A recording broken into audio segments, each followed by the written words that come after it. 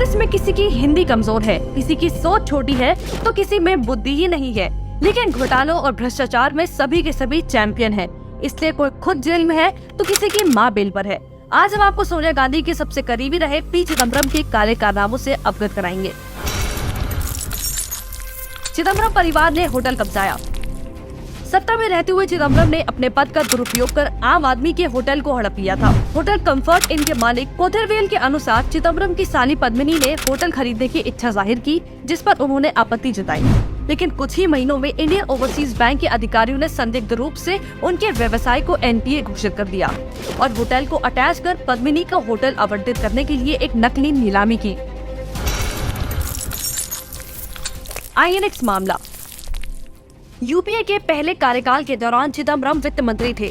INX नाम की एक कंपनी थी, उसके पास सिर्फ 4.65 करोड़ के विदेशी निवेश की मंजूरी थी। कंपनी ने 305 करोड़ का एफडीआई लिया। आम मामले में कोई भी सरकार कंपनी को दंडित करती है, लेकिन चिदम्बरम सख्ती बरतने की बजाय नरमी से पेश आया और दोबारा से एप्लीकेशन के लिए कहा और उनको मंजूरी दे दी। आरोप यह है कि सख्ती बरतने की बजाय नरमी से इसलिए पेश आए क्योंकि उन्होंने उसके बेटे कार्तिक की फर्म को 5 करोड़ रुपए किकबैक दी थी। तो क्या चिदम्बरम ने अपने परिवार को फायदा पहुंचाने के लिए पद का गलत इस्तेमाल नहीं किया? एयरसेल मैक्सिस सौदे में भी जेल।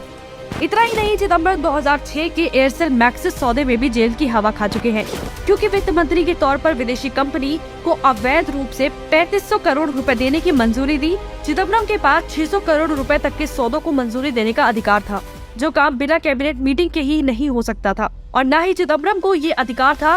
फिर भी उन्होंने अपनी पावर का गलत इस्तेमाल कर दिया और इस सौदे को मंजूरी दी। ये उनके बेटे कार्ति चिदम्बरम की कंपनियों के नेटवर्क में रिश्वत के बदले में किया गया था।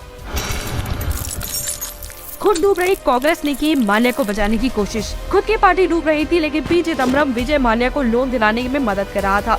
एयर इंडिया दुबाने वाली डील के लिए किए गए 111 विमानों के सौदे पर भी पी चिदम्बरम ने मुहर लगा दी थी। खुद ही पार्टी के प्रणब मुखर्जी की जासूसी का आरोप भी पी चिदम्बरम पर लगा था। कांग्रेस में वैसे तो कई कलंक हैं, लेकिन चिदम्बरम ने तो सारे रिकॉर्ड तोड़ दिए। इसकी नीतियों की वजह से देश को बहुत नुकसान हुआ। वित्तीय घोटाले करने में ये कांग्रेसी मास्टर है, इसलिए देश की जनता ने इन्हें घर बैठाने का फैसला लिया है।